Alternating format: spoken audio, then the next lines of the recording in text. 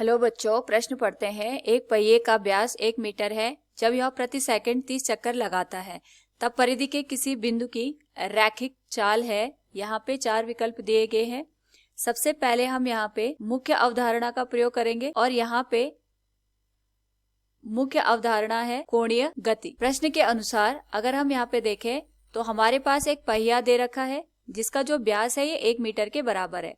तो यानी अगर हम बात करें इसकी त्रिज्या की, इसकी त्रिज्या यहाँ पे हो जाएगी व्यास का आधा 1/2 मीटर के बराबर। तो त्रिज्या को हम लिख सकते हैं 1/2 मीटर के बराबर। ये 1 सेकंड में यहाँ पे 30 चक्कर लगाता है। यानी अगर हमारे पास कोई बिंदु हमने यहाँ पे मान लिया A, तो A से दोबारा यहाँ पे A तक इसका एक पूरा चक्कर होगा। तो यहाँ पे 1 सेकंड में इस तरीके से ये 30 चक्कर पूरे करता है। तो यहाँ पे अगर हम लिखें 1 सेकंड में चक्करों की संख्या, तो ये हो जाएगा हमारे पास 30 के बराबर। और हमें पता है अगर यहाँ पे 1 सेकंड में जितने भी चक्कर पूरे होते हैं उसे हम यहाँ पे आवृत्ति का नाम देते हैं। तो इस स्थिति में 1 सेकंड में 30 चक्कर पूरे हो रहे हैं, यानी जो पहिए की आवृत्ति है ये हमारे पास 30 हर्ट्ज के बराबर हो गई। हमें यहाँ पे रैखिक चाल निकालनी है। जो हमारे पास रैखिक चाल होती है इसको हम यहाँ पे v के बराबर मान लेते हैं, यानी हमें यहाँ पे v का मान निकालना है।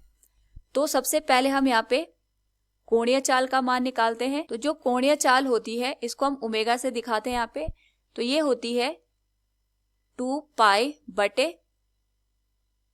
आवर्तकाल, और इसी को हम इस तरीके से भी लिख सकते हैं 2 पाई गुणागे आवृत्ति के बराबर।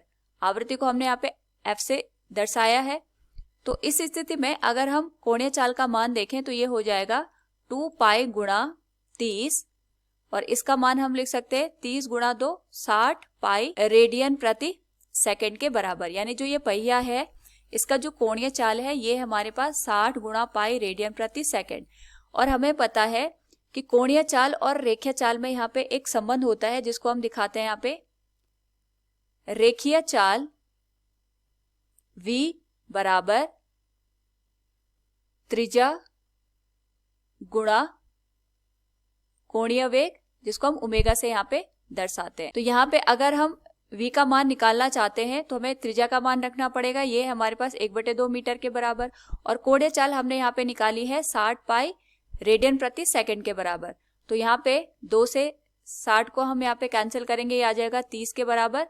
तो आंसर आ गया हमारे पास 30 पाई मीटर प्रति सेकंड।